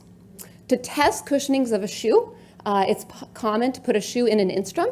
It's going to load the shoe, similar to what a shoe would go down during a normal foot ground contact. And what we get is the shoe is loaded, and that cushioning is actually going to deform some amount, and it's loaded up in this scenario about 2,000 newtons, what someone would produce when they run. The energy under that curve is going to be the energy stored. You release that Instrum arm, there's going to be some hysteresis, so that's the energy lost, and then everything underneath that is going to be the energy returned from that midsole of the shoe. So fast forward now, And the Nike Vaporfly is the hot new shoe everyone's talking about. We know it's low mass. We know it's soft and resilient, and it also has a carbon fiber plate in there. When we look at those force deformation curves compared to both the Nike Streak and the Adios Boost, we can see that Nike Streak is returning about 65% energy, sounds good. Adidas Boost, 75, better. But this Nike Vaporfly is returning 87%. And so I just want you to think for a second, this is not a minimalist shoe, but right now we know this is the fastest shoe out there.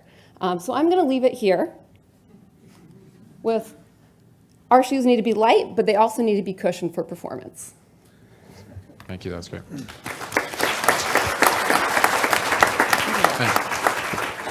Take that over. Maybe, yeah, I was just going to say, JF, maybe just quickly, do you mind, you couldn't off the top of your head say where those are on the scale, the Streak or the Adios? Are you familiar with those shoes enough to? I'll put you on the spot here. Yeah, it's a tough call. Do you know their specs? Do you know? Both are neutral. The Adios is 10 mil. The Streak is 6. That's the I drop, think. yeah, but like the thickness, the heel. No, I couldn't get there with. It's tough to reason. tell, like Yeah, okay. just looking at them now, but depends on the weight, Okay. depends. Yeah. Like it's weight, stack height, drop, technologies, and flexibility, so I can't say like without seeing them. Okay, we'll jump past that. But you leaned up like you had something to say, so maybe I'll throw it right back to you. Yeah, well, and I kind of, we touched a bit of cushioning earlier on, right? So these are, they're new technologies that sell that, like, again, I was talking $85 billion a year. This shoe sells for $1 per kilometer.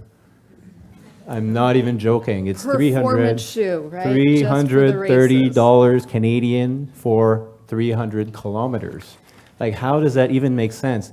Because they're actually playing on, you can gain a bit of performance. And I was looking at the half marathon this past weekend, and you see runners in the 1 hour 45 mark, and they're wearing their Vaporflies because they can increase their performance. It's a huge market.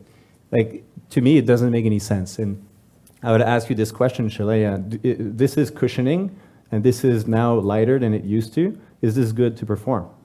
We need to know the compliance and resilience. How much energy is it returning? This is what makes this shoe so fast. Okay. Probably not the same for the Hoka. Okay, so like you talk about 10 and 20 millimeters, but when you get shoes with like 40 mils. Yeah, I agree. There's going to be some cap on it, right? Diminishing returns. You're going to get too much, and it's not going to be beneficial. And don't you think it also comes down to a bit of adaptation overall? What do you mean? Like what kind of shoes you're used to race with? Like, let's say, for example, you're a track runner. You're running with your track shoes that are very light, that are responsive, and all of a sudden you start running with like this, with spikes, for example. Like you're not going to perform as well with this. It's come down to what you're used to in a certain way. I agree. I also agree you're going to need a strong foot in there to be able to use the shoe, right? You can't use this all the time and get weak feet. Yeah, Michael.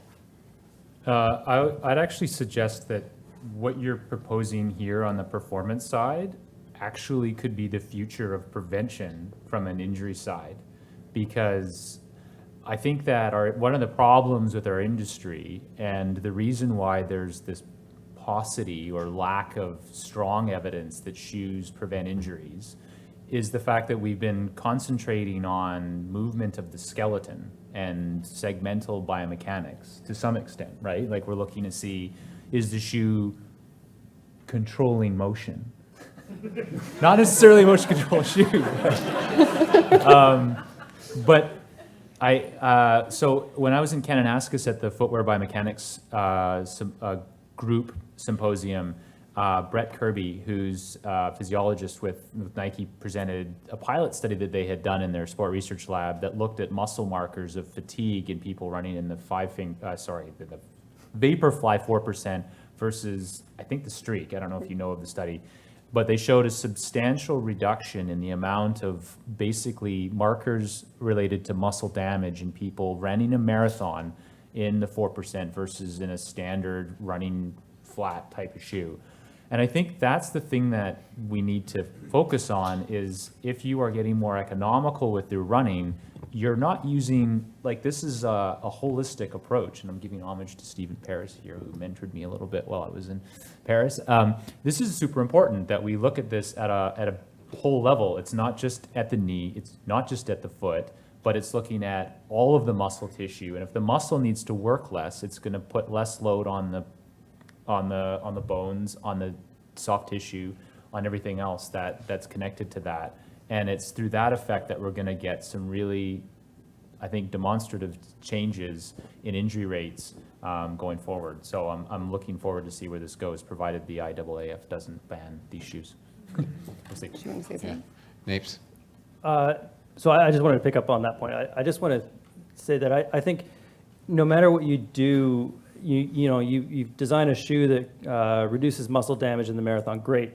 Well, what's a runner going to do? They're going to go start running again right away because they can do that, right? But so in the end, I think it's training errors, again, that are really going to be the cause of injuries, right? So you can put a bunch of technology into a shoe, do all these great things. Runners are still stupid. They're still going to go out there and injure themselves no matter what. Coming back to Michael's point, I really like that because we focus so much on economy, and these are these short bouts that we measure someone in the lab. And really, that marathon is going to be a very long duration. And so something like muscle damage, if there's less happening in a heavily cushioned shoe, that's going to get them to the finish line longer, and they're actually going to maintain some of that energy saving benefits. Is that study published, muscle damage markers? Probably not. I don't think the Sport Research Lab publishes a lot of that stuff, but They probably should. no, it's in the proceedings, because it would be in Footwear Science. I do have that, actually. Yeah, I do have that. It is published in the abstract, so. But I think to the training error effect, though, there is possibly a technology solution to that at some point to override. Like I never used to log my kilometers until I got a smartwatch where it did that all that for me. So. No, I agree, and I agree on that front. I think, monitoring your training load and understanding changes in training load and that sort of thing, education really is what it comes down to. I just think that, we can keep shifting things around with the shoes, but in the end of the day, we're dealing with humans. Sure. Human factors are human centered. Now, if all of us, our drive is to get faster slowly or eventually get faster, and we're looking at energy return and cushion is allowing that, say in a barefoot or more minimalist shoe, JF, is there that continuum where it can only take you so fast and then you have to start to introduce some protective qualities? I think everyone's scared of getting strong feet, like, to be honest. And I see athletes all the time who say, when I go to the track and I do my fast trainings, after that I'm so crushed that the rest of the time I need more protection. Well, I think if you adapt and you train more with your racing flats, you won't get crushed that much after. And I think you'll improve your running economy. And is there a ceiling? I don't know. I just don't know. Yeah, I sort of think of, like, say, if I worked out in the gym, would I eventually hit would I eventually, I just can't build any more muscle mass until I start to take something else on or whatever it is? Well, it's interesting you're bringing the training in the gym point, because there's a randomized control trial that assigned people to either training in the gym, foot and calf muscle strengthening stuff 5 times a week, or just wear minimalist shoes when you walk around all day. And both had increase in foot strength, and both had increase in cross-sectional area of the muscles of the foot. So it comes back to my point again. You can adapt, you can get stronger, make your feet stronger. I think you will benefit from that. Yeah, Napes? I just want to pick up on is there an end point, I guess, with wearing minimalist shoes? And I think for a lot of people, they can work. And I think it's personal choice. I think one of the reasons why you don't see a lot of top-end runners wearing them is just because for the mileage that they accumulate, they can't handle it. And I think, Chalet can probably speak to this, but in the early stages of the Nike Vaporfly prototype, when they were talking to some of the top Nike athletes, they actually moved away from a more minimalist model and added more cushioning because of feedback from the athletes that they needed that cushioning, especially towards the end of a marathon. Yeah, I think that's right on. Yeah. That nails our time there. Thank you so much, guys.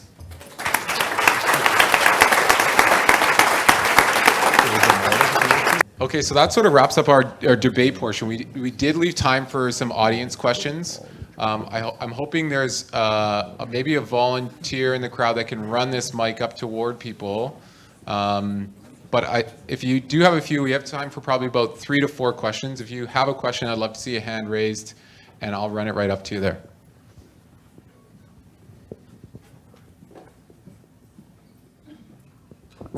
Hi, my name is Bo Schaumburger, and I'm same age category as Jack. We're in our late 50s, so we're the older type. I've been waiting for years to find out why Jack was always slower, and JF gave me the answer tonight. And look at the shoe he ran in. I ran in the other one. It had more cushioning and comfort. But joking aside, one thing that gets me about the debate is that the only person who ever mentioned pronation was Chris McLean. There was never any mention of supination. I'll go back to when, like in 1993, the American College of Sports Medicine meeting in Seattle, the Nike representative gave a talk about their shoes.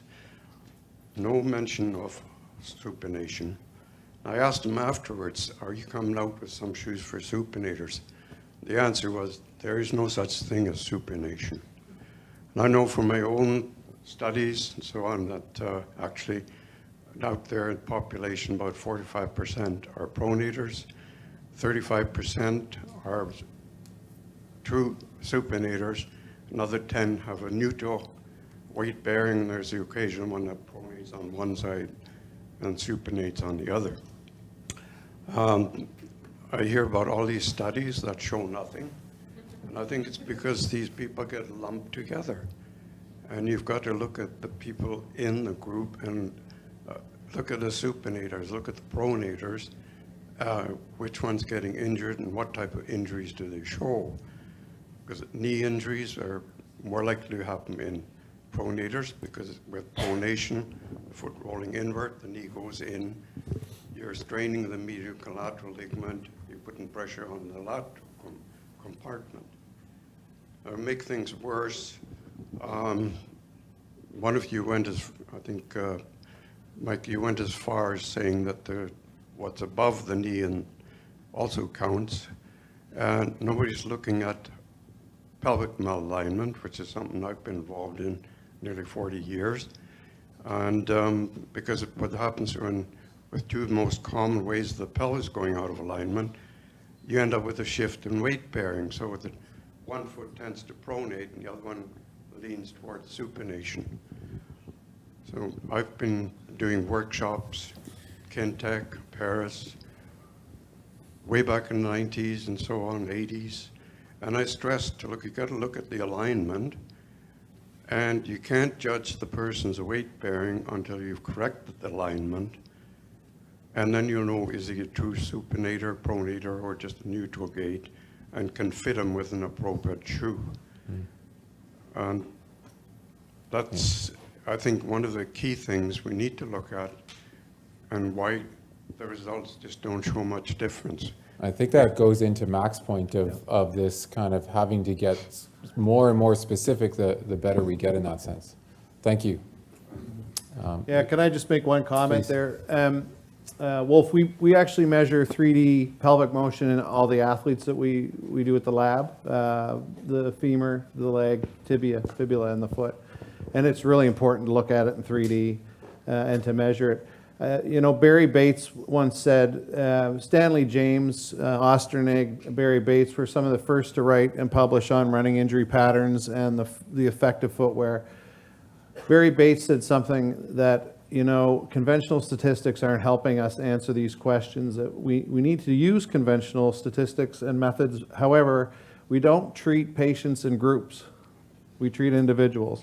And we need to include within our studies that single subject design to get clear on who the candidates are for each intervention, whatever they may be. And I think it's a really good point. Thank you. We had a few more hands there. Yeah. I guess this question is more towards JF. As an advocate for minimal shoes and racing in minimal shoes, and most people have raced in racing flats till now, what is your thoughts on the Vapor Flies as a race shoe? It's a complex question. Well, basically, my stance is a bit what I presented here. I think everyone's actually looking for a magic solution. They're looking for a magic pill, a magic technology. Even if I'm paying $330, doesn't matter. I want to run a bit faster. But I think people should consider just, again, making their feet stronger and adapting to having a bit less of that cushioning and using the actual structures in their body that are meant to push them forward. So, like, I think there's a market for that, and for sure there will be new technologies and companies will just try and make more money out of it. But in the end, I think I like to go back to basics, and that's my philosophy, and I like to keep it simple. I'm for protection when you're injured, but if you're not injured, I think you can adapt to less cushioning and perform well. Can I just add, Evan? Yeah, please. Yeah, thank you. So just to also point out that the 4%, Shalea was in the study that gave it that name, and it was based on the fact that it was a 4% decrease in their running economy. That was looking at elite athletes who were already at a high level training, good nutrition, everything they could do to get them to that level. I think 95% of runners could put their eggs in the training basket, do better training, get more sleep, strength train, all those things, and they'll get way more improvement than 4% from that shoe. So I think just putting that into context, it's very easy, again, to go and grab a shoe and say that that's going to get you the next level, but there's so many other things that you can do that cost less and will get you there. But if you're at that elite level, I think it can make a big difference. So you train minimalist, you raise 4%.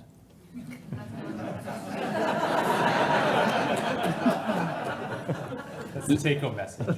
You always love to see those guys or girls who are walking in that Vaporfly like around the mall or the airport, and just like, we had another question. We're going to keep them going. Yeah, thanks so much, guys. That was great. Shalea, this is a question for you about the Vaporfly. Any contraindications for just a heel-to-toe runner? I'm just thinking with the inundation of carbon plates coming out that I can see the research has been largely around like elite runners, so foot mostly below center of mass and then energy propulsion forward. But would there be a contraindication for someone who's loading more in front, maybe too much vertical oscillation? Yeah, so in the studies, it didn't matter if you were a heel striker or a midfoot runner. Everyone was saving energy, and the magnitude didn't change either. So regardless, heel strikers, midfoot runners, forefoot runners, everyone saved. We'll go to the back and then we'll grab Let's call this the $150 question. When should I buy new shoes? The standard seems to be every 600 kilometers or something like that, but surely it's personalized, depends on the shoe, depends on your training, depends on all kinds of factors. Anybody? Yeah, I think it's good to listen to your body, and sorry for giving kind of a lame answer, but your body has a nervous system that can tell you when that load profile is going to change. And I think, certainly to JF's point, the more that you are in tune with your body and use shoes where you have more sensory information, the better you'll be able to determine when that cushion packs out. I will add, though, that the landscape, I think, is changing from some insights that I have on the nature of cushion. It's no longer as uniform as it used to be with respect to nearly every shoe being EVA and then having a proprietary shock-absorbing element within the sole, the midsole. Nowadays, with each brand having their own proprietary midsole composition that are all uniquely different, we are finding that the durability is changing. In some cases, it's shrinking, like in the Zoom X and the Vaporfly, and in other cases, it's extending somewhat. So it's good to just listen to your body that way. Yeah. Michael, do you have any inside knowledge on the sort of the durability or how long the Vaporfly lasts? No, no. Just okay. $1 per kilometer. Yeah. It is. I don't think it's as durable as that's what I've been told, but not in any absolute terms. Yeah, that's been my personal experience, and certainly I use it as a racing shoe, and I wouldn't train in it at all, right? Because I want it to last. Okay. Next question here. Specifically to Mac, I was just going to ask you, you were talking about the tri group earlier. We're sort of talking about training areas a tiny bit here and periodization or programming for training. And specifically, I was just wondering if you're an advocate for, if you will, footwear periodization then, as a result, whether during different stages of our training we should be using different footwear. That's a tough one. I mean, I've talked to people, I think it's really anecdotal at this point, whether mixing shoes helps prevent injuries or not. I think if I think about where I come from, movement variability is a key piece, and I can see that switching shoes, different designs of shoes, maybe under different conditions, could be beneficial because you're creating some variability in the surface that you're running on. Not unlike, it's probably not a good idea to run on the treadmill all the time. You're far better off if you get out to the trails where there's inherent variability in the surface. That's going to cut down opportunities for repetitive microtrauma at the joint level or the tissue level. So I don't know that there's any real evidence out there yet, but certainly, you know, as I've worked with Curb in the past and others, we've talked about that there's a potential benefit there in some individuals. And I think that's the key thing with all of this that we're talking about is, number one, it's not just one solution, and number two, different people will benefit from different interventions. One more, and then we got time for one more question here. There's been an eager hand. Chris, I think variability Which Chris? is certainly very, very important. And when we looked at taking a orthotic and adding it to various degrees of stability, once you got to a level where that variability was dampened, that's where individuals complained of patellofemoral pain.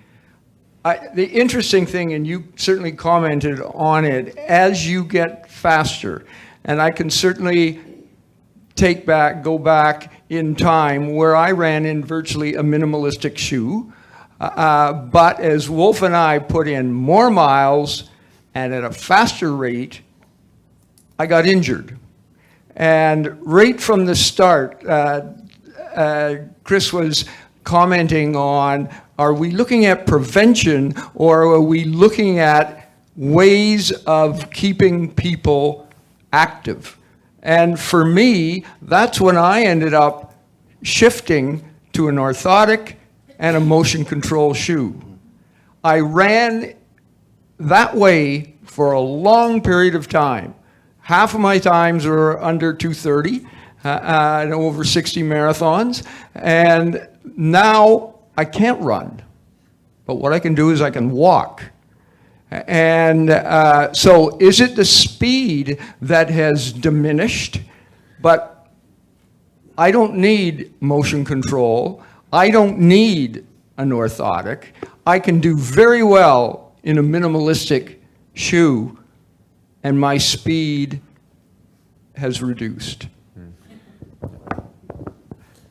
Can I comment on that? Yeah, please. So, I think you know, in all those individuals we've looked at, we definitely have had a population of elite level athletes or performance athletes.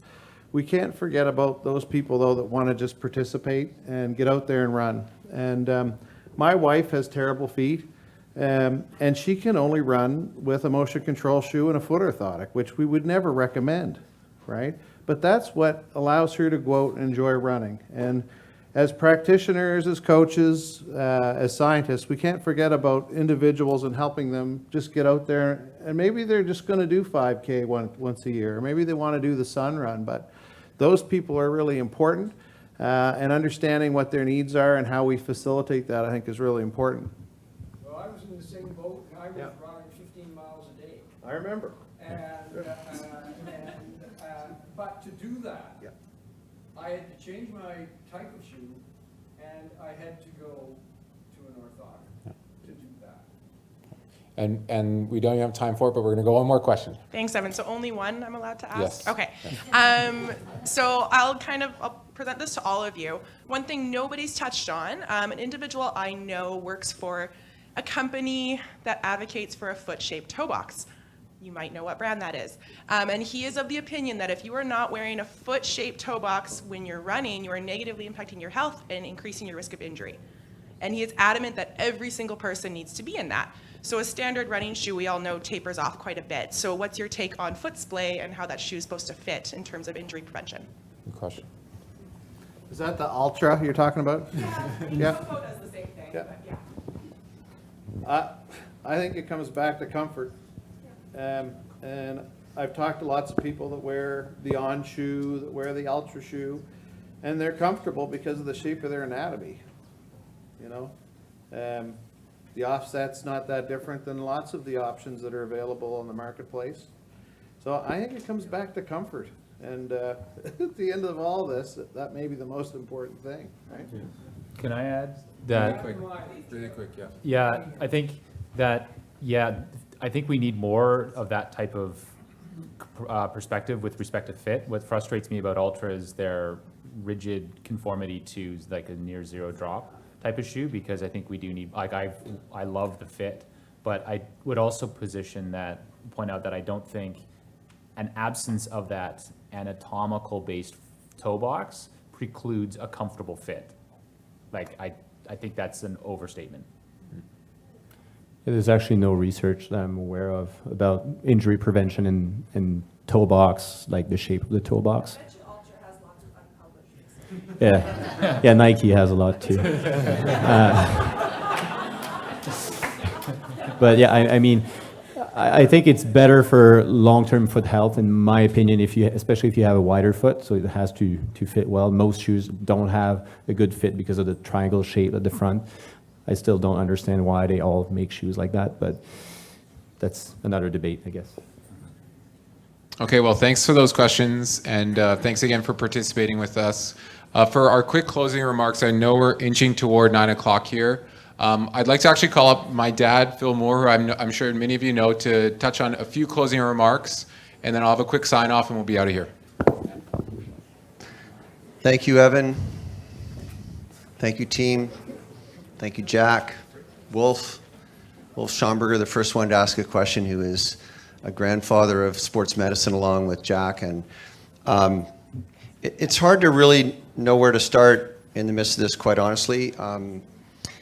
It's a bit emotional in the sense that it's, Jack, I think we're leaving things in good hands. And thank you for the work that you do. Thank you for your passion for finding answers and helping us. And Evan as well, to carry on the legacy of continuing to collaborate and bring together people to try to have a discussion. And that's what we want to do, is to continue this discussion. And, you know, the first thing is, I think, if we go back just a little bit, the number one predisposing factor, I think, which we looked at and remains through this discussion, is too much too soon. And I think that is, we're humans that we're non-compliant. You know, we're stupid. Isn't that what you said we generally are? You know, and I think we're impatient. And so it's interesting with this debate that we had. It's a debate where everyone's right, which is kind of interesting. They all are right because there are so many answers to what we're dealing with, and it's been something that I've strived my whole life trying to figure this out. And when the minimalism sort of issue came along with the Tarahumara, and I was scared to death. I mean, I'm sponsored by no one. I've got no shoes on right now, you might notice. I do have to wear socks because I do have princess feet and it really hurts. But the Tarahumara, at the same time, they were offered shoes at the start line, and they said, yeah, let's try them. And I think if you remember that book, 5 kilometers down the road, they were taking them off, wondering where their sandals were to finish the 100 miles in the mountains. So we can be stupid both ways. And I think there are so many solutions. We are complex beings. There's an anatomical, there's a physiological, there's a behavioral, there's a psychological. All those parts of us that make us who we are make this a very, very complex. And so to find simple answers to a complex being is just not there. We look for it.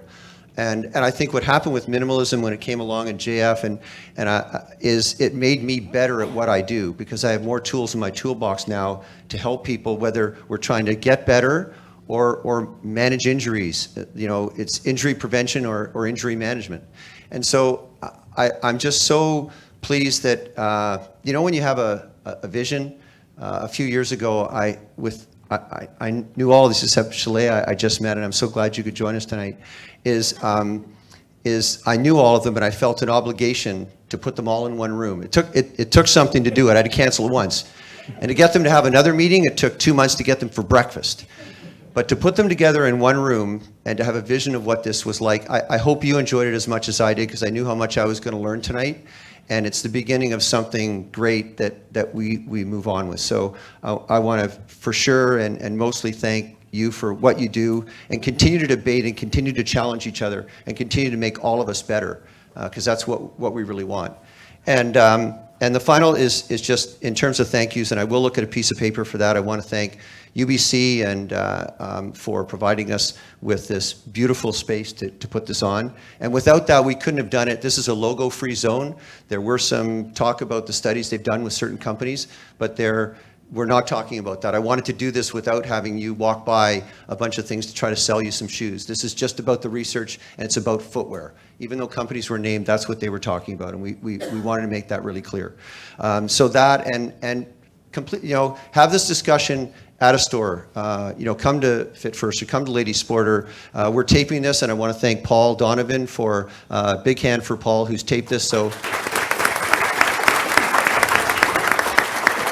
In a professional manner, so that we can share it and put a link on, so people, I hope around the world, can watch this, because it's worth watching, and it's not been done before. And so whether you're here or you're in you're in Calgary, or you're somewhere and you're going to Brain Sport or Boutique Endurance in Montreal, or you're down with an RA store, one of the running independent stores in the US, who are all brothers and sisters of ours. This is what we do. We live running, we live with shoes, and we live with research, and we want to give you the best help we can. So I will pass it over to Evan, and I really want to say thank you all for supporting this, and for supporting us and being collaborative, the physios and the chiropractors and the podiatrists and the podorthists and everyone who's in this, the sports medicine doctors, and Alan McGavin for really continuing to collaborate with us and make us better. So I took way more than my time, but that's okay. It's my son trying to kick there. I'm the only one who gets the bell.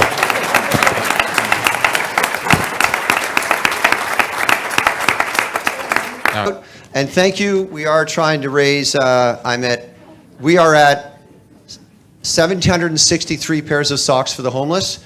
We're trying to get to 2,223, which was the number I saw on Google for a number of homeless people in Vancouver, which is very sad. So continue to do that, and for every donation of sock, and also for money to the Sports Medicine Research Fund and or the School of Kinesiology, and you can still donate to that.